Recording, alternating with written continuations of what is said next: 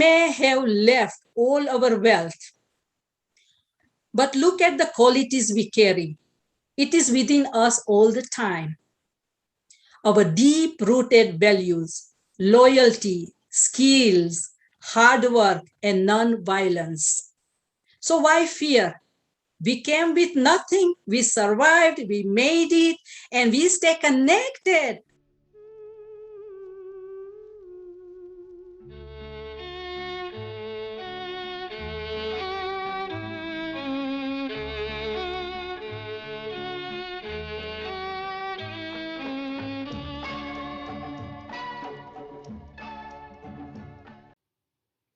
Welcome to another episode of Expulsion at 50.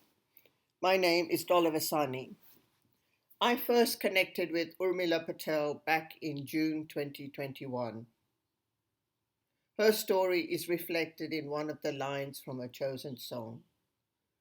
Zindagi o kuch bhi nahi, teri meri kahani hai. Life is nothing more than your and my story. I hope you enjoy listening to her moving life story of living in Uganda, going to India, then to Belgium, and now residing in the United States.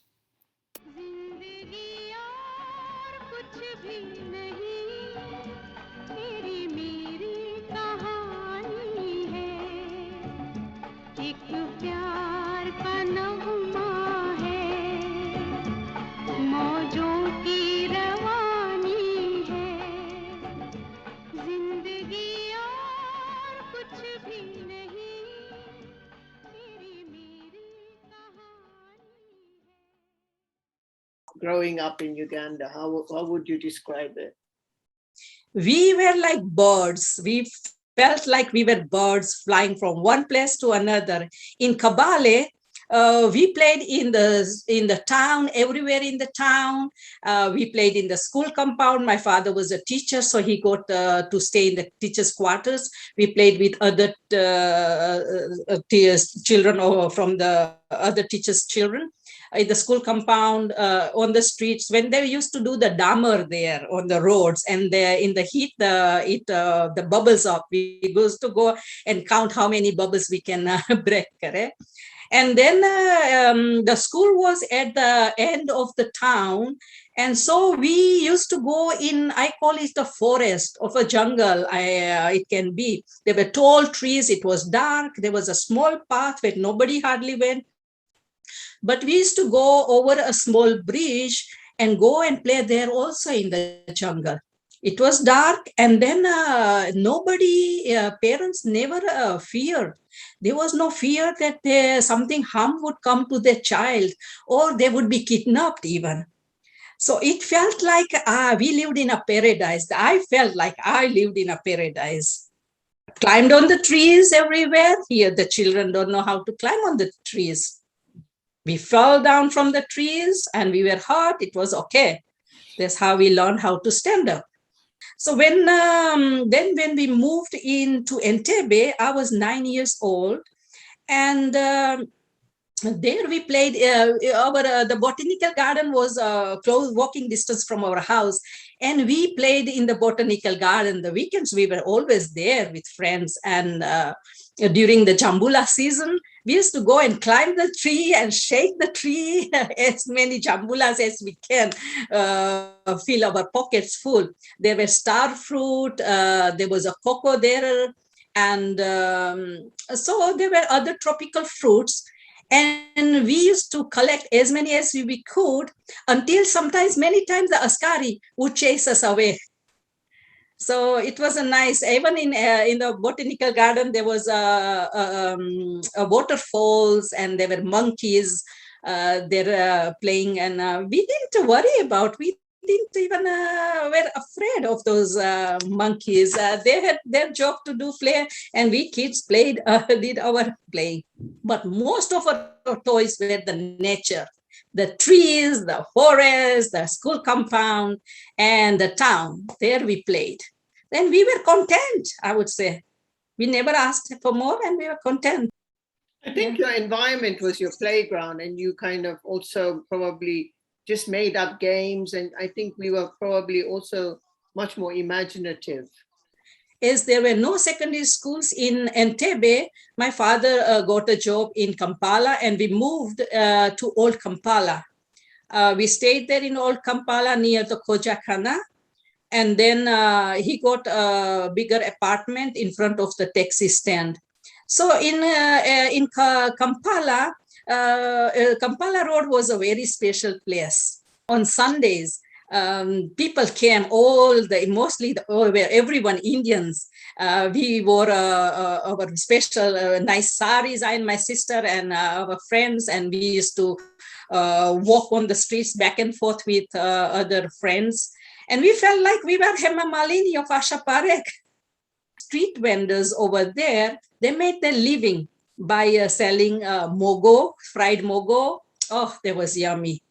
Fried mogo, crunchy with salt and red chili and lemon on it. And then curry, they cut into pieces and they sprinkle with salt, red chili, and father's salary. He was a teacher, so he didn't have that much. His salary was okay to bring the food on the table and pay the bills, and he couldn't save that much as needed. But I would say that we were content. We never asked for more because we didn't know what more was. Memories and that we could never forget.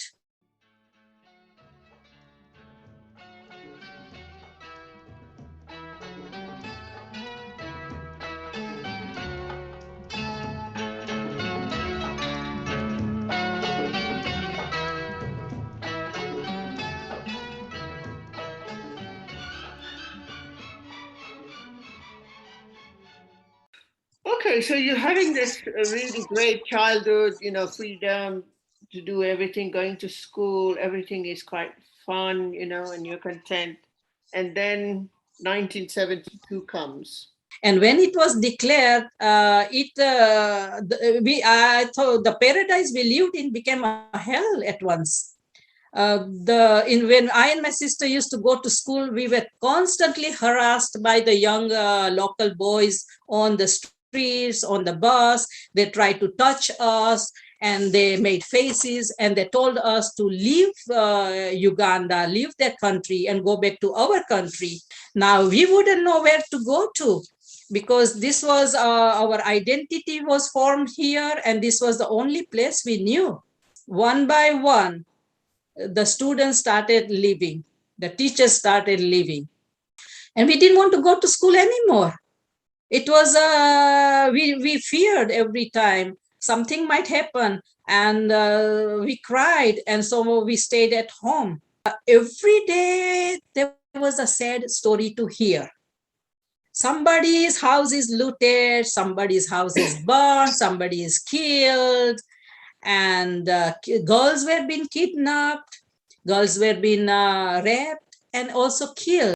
And it was fear. My mother feared every day. She feared. She squatted down on the floor, and she had her palms on her cheeks, and she cried, and she said, "Where will we go to?" But we didn't have any option. So one of my father's best friend from Karamsad, he came with a bag of shillings. He gave to my father, and he said to my father, "You need to get out of this country for the sake of your family. You need to protect your family."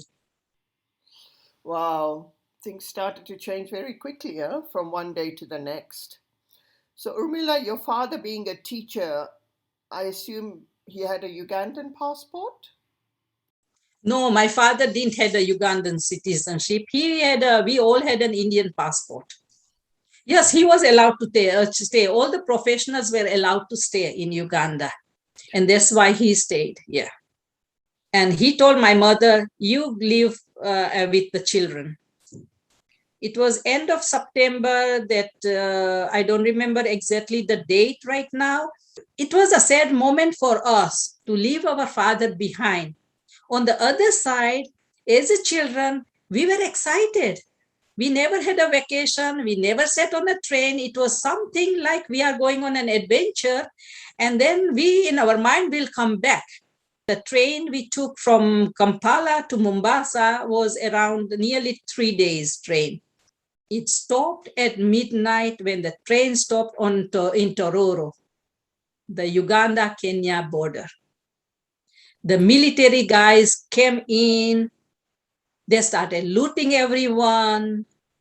They started beating people who wouldn't give their valuables. And they also killed people, few of them. It was a horrible time, a horrible thing. Just even I talk about right now, it feels like I cannot even have to take a breath.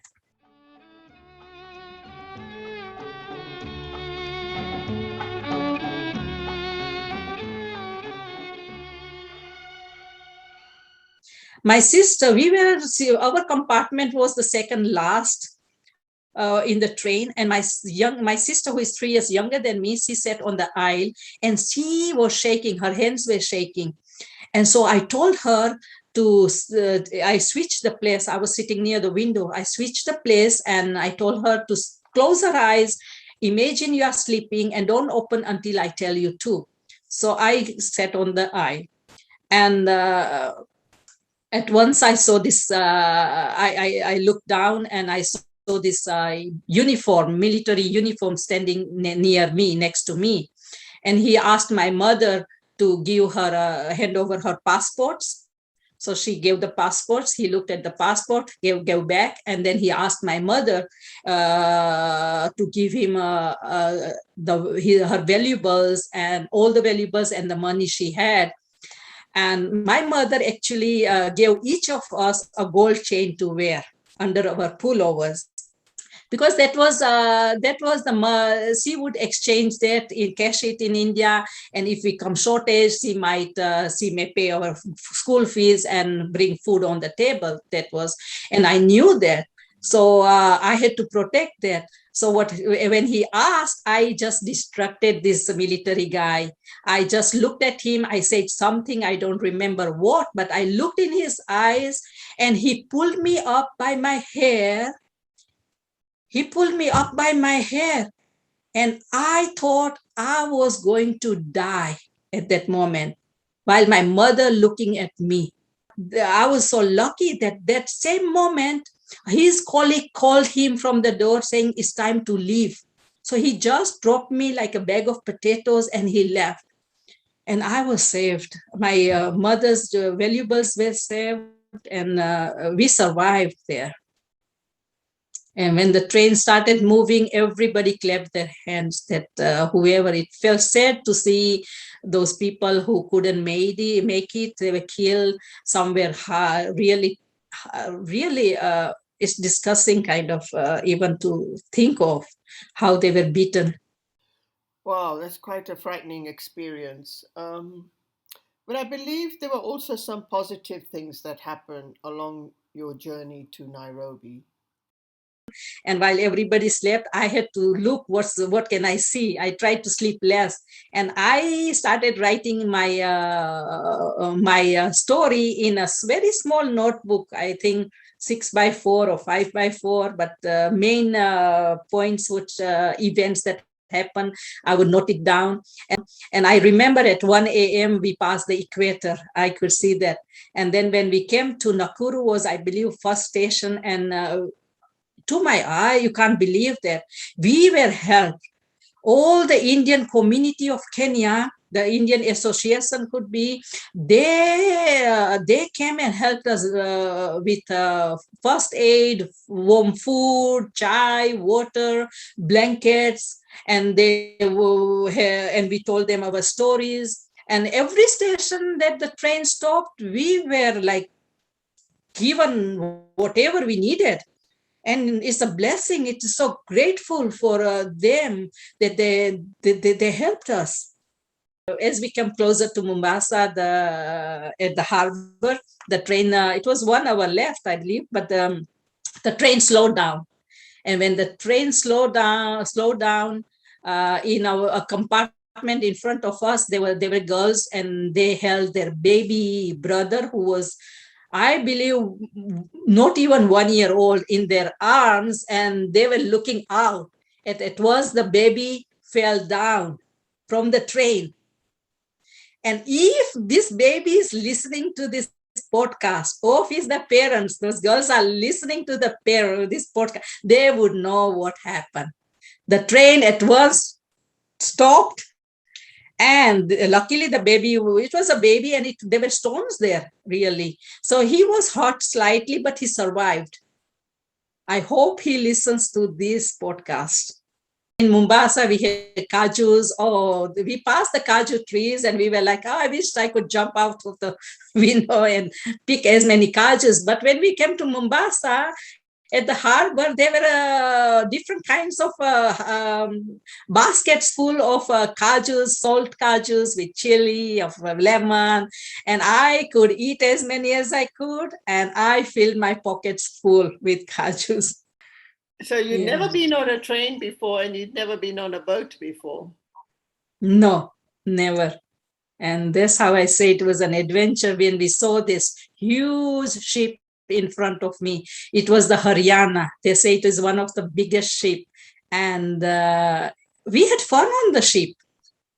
We arrived in Mumbai. It was a Bombay we used to call. And when the ship was kind of closer to the coast, it was early morning, very early morning. We could see people in the water brushing their teeth or taking a bath. It was all something new for us. How can people go and they're washing, and the cows are there in the water? And there was a temple up, and we could hear the aarti happening early morning there, which was very, like bringing peace to us, that sound of aarti. But it was all new. Weather was really hot. We were not we were given some food and drinks, water, but it felt like we were not, what do you call, accepted, like Kenya. Even they looted our belongings there. My mother went there. We saw our belongings there behind the trails. And next day, they told my mother to come back, and then everything was gone, disappeared. So this was happened in the train also. In the train, they say the people, passengers who were in the first class, our Ugandan refugees, took the first class. They were looted even on the train. Wow. So you have this, harrowing experience of the journey, and then when you arrive, you're not, received with warmth. And it was a new country for us, was a strange country. Even we are Indians. I was born there. Everything was like a strange to me. The weather was really hot. The people were rushing here and there, shouting, some of them, and they were not friendly in everywhere. And we were more naive. So from Mumbai, where did you go? We went to Gujarat. So my father, he grew up in Karamsad. He had a house there given by his auntie, who passed away, and then he inherited that, and we could stay in that house. And so we, from Mumbai, we went to Anand, and from Anand we took a taxi to Karamsad. When I and my sister were going to school, we stood for the bus, and the bus came. Everybody jumped from the windows and the doors, and we were like, "What's happening? We'll wait for the second bus, and the third bus, and the fourth." So it was hard. And then I told my sister, we need to pinch somebody and put our brother from the window, and he held our seat, and that's how we'll go to school. Otherwise, we will never arrive in school. But the weather was really hot, which I couldn't take. The hot weather in the summertime starts from February up to, and the rainy season was too much for us. There was also a silver lining, I believe. You know, in Karamsad, early morning, that is called a Prabhat Ferry, if you have heard about that. It was a Prabhat Ferry at 4 a.m. They do chanting in the temple, and the temple they do really loud chanting that whole village could hear. And they used to walk, anybody can go walk, so anybody and I used to also just jump out of my bed and just walk with them. So they go from street to street chanting mantras, and something about the mantras touched my soul. It felt as if I knew the place here of I is a it's kind of a belonging. It felt like I belong here too. And that gave a very good healing to me, myself. It was something deep, deep. All these things happened. It was a blessing to be connected in a different and spirituality way of, you can say, something connected me with India, the soil. तूफान को आना है, आकर चले जाना है, बादल है ये कुछ पल का, छाकर ढले जाना है, परछाइयाँ रह जाती निशानी है, जिंदगी और कुछ भी नहीं, तेरी मेरी कहानी है. I don't know how long you stayed in India, but what happened about your father and news about your father? Happened, we stayed around 2.5 years in India. We didn't know if our father was alive or dead, because there was no we didn't have telephone to contact. But one day we got a telegram for my father that he is in Belgium. Okay, so your father then sends a telegram, and then what happens after that? And we never knew where Belgium was. And people say, oh, it's a Congo, Belgium. So I say, oh, maybe father is in Congo, correct? Next door to Uganda. He wrote a letter, came, and he said that I'm in Europe and I'm well. You know what happened in Uganda, that my father told afterwards, that the professionals were allowed to stay in Uganda. But what happened there, close to the deadline, Idi Amin declared that all the professional who are not Ugandans has to leave the country, or I will slaughter them. Collected themselves in the church, they get together in the church, and United Nations, they send the flights, and whoever could go in that flight, they were taken to different countries in the world. So some of them were taken to Switzerland, to Norway, Sweden, Holland. Father ended in Belgium. And he said, once I am settled here, then I will reunite all of you here. And that's what he did. He sent the tickets also for all of us. And then my mother went with my siblings, first of all, to Belgium. And I had my secondary school exams. So I stayed there 3 months with one of the grandmother. It was in the same village, but it was my father's friend's mother. I stayed there because the school was closer. And after I finished the exams, I left to Belgium. I went back to reunite with our family.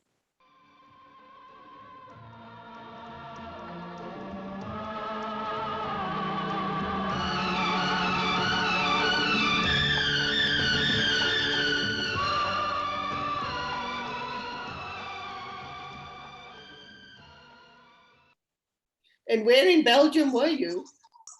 We were in Ostend. First, it was Westende. Let's say Westende is we were lived actually our lives. We lived in the near the shore. Westende was a beach town, very beautiful, nice small town. And then we moved to Ostend because Ostend were our school. So we used to go by tram, and then it was only 15 minutes actually. But Ostend was easy. We could go on our bicycle to school, college, and it was less expense to pay the fare. But in school, even there were students who were who used to beat me up. Some of them, they said, "Oh, you are from the Africa." They think Africa was a jungle, and they made fun out of me. They were used to watch the Tarzan movie, and they say, "Oh, you're like a monkey climbing the trees."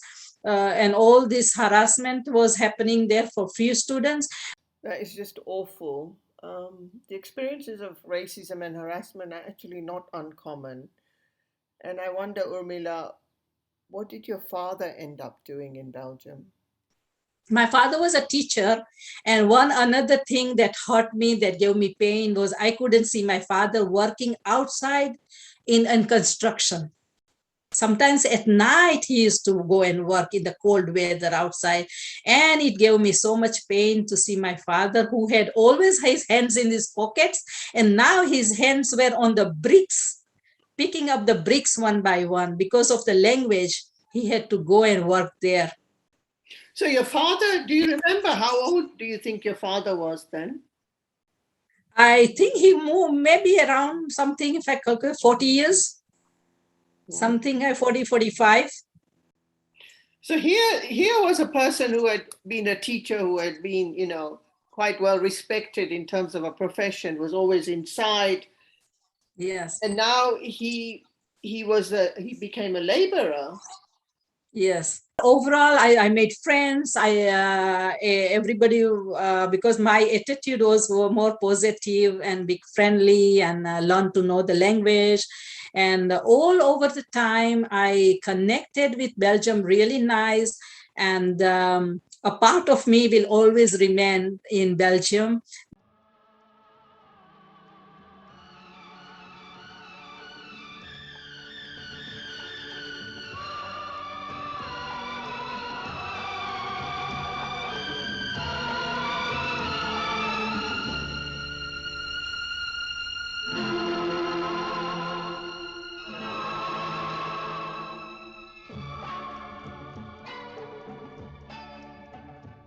Okay, let's just talk a little bit about your book. Briefly tell me, the idea behind that, how that germinated, and yeah, just tell me the journey of writing that book.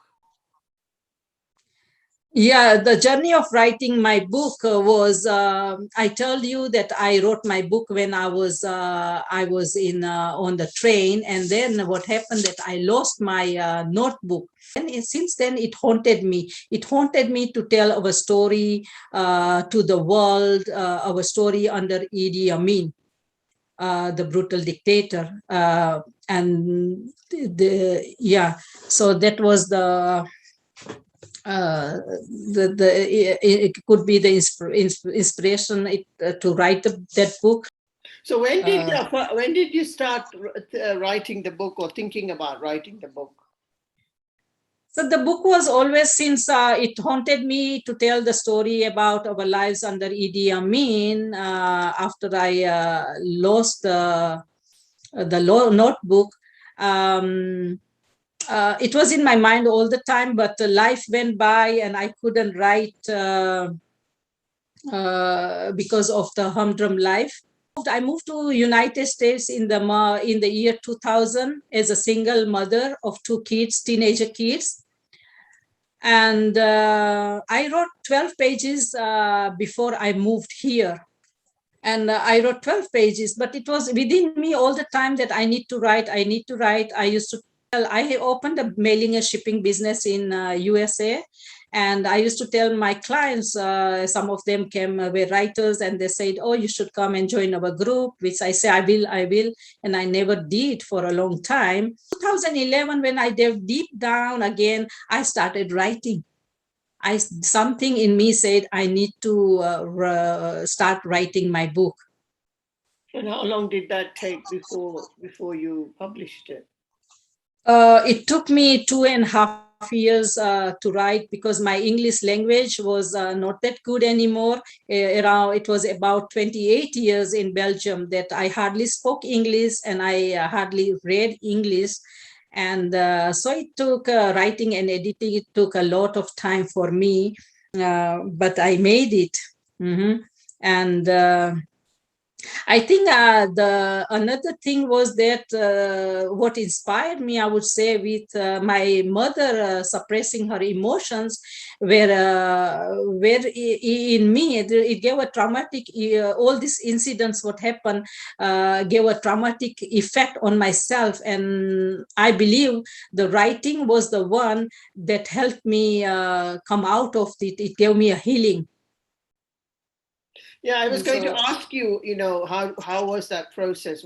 I can imagine it was quite healing and quite cathartic for you. yes, the when I was writing, I was writing.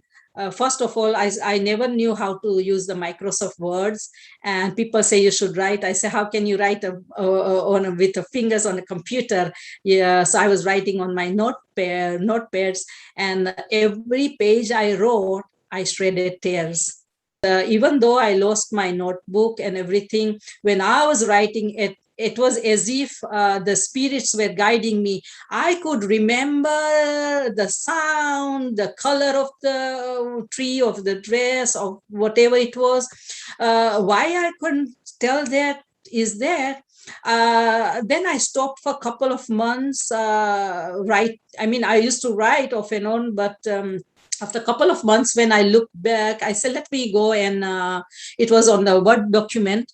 And I started writing the same thing, exactly the same, which I already had written. I didn't know that. When I scrolled down, I said, and it had been a couple of times. And I told my friend, wow, look at that. I already wrote exactly the same thing. And I'm rewriting again. So that was already, everything was, came out. It just flew, it poured out of me, everything there. That's Yeah. really wonderful, Urmila. And I wonder, when you look back, because that was 2014, you published it, so that's 7 years ago. Yes. Why do you think it's important to tell these stories, to tell our stories? I think it's very important to tell our stories because it's a history. These things has happened everywhere. The Holocaust has happened. Mass murders has happened everywhere in the world. It's still happening. But in Uganda, what happened in Uganda was kind of a wholesale slaughter. And I think this story should not be forgotten. This story should be told to everyone, especially the children and the grandchildren, so they can have a better sense of who they are. Yeah, yeah, And yeah. And so when somebody reads your book, what would you like them to take away from it? so this is my message, that the suppressed emotions, when I was writing this book, I asked a question to myself, why am I writing now? What is the message? What am I giving to the people? And my message came out that if one person is healed from my book, I got my message. I'm blessed that I could heal my own pain, and I could help others heal their pain through my book. Yeah, that's wonderful. That's wonderful, Urmila. Okay, and have you been back to Uganda? I think that universe wants me to finish some important things before I go to Uganda. And I wish I wish to go next year. Hopefully the COVID came now, and otherwise it was the best time for me to go a couple of months. If I go there, I like to stay there at least more than a month. And I hope to go to Uganda on our 50th anniversary. I think you will go. You are a very determined woman and a woman Thank you. with a mission. So I have no Yeah. doubt that you will do it. Any final thoughts you would like to share?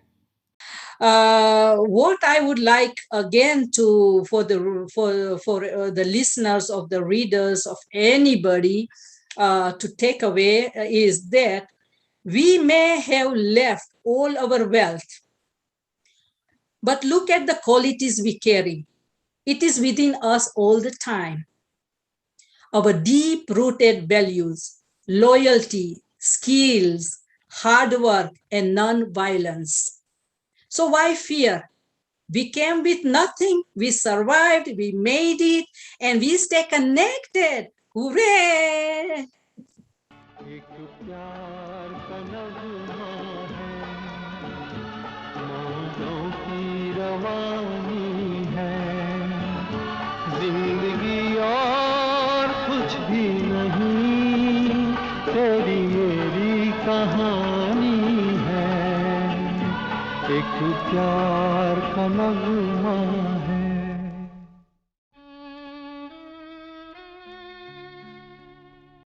Thank you for listening. Don't forget to subscribe to this channel and do share it with your friends and family. Till next time, keep well and keep safe.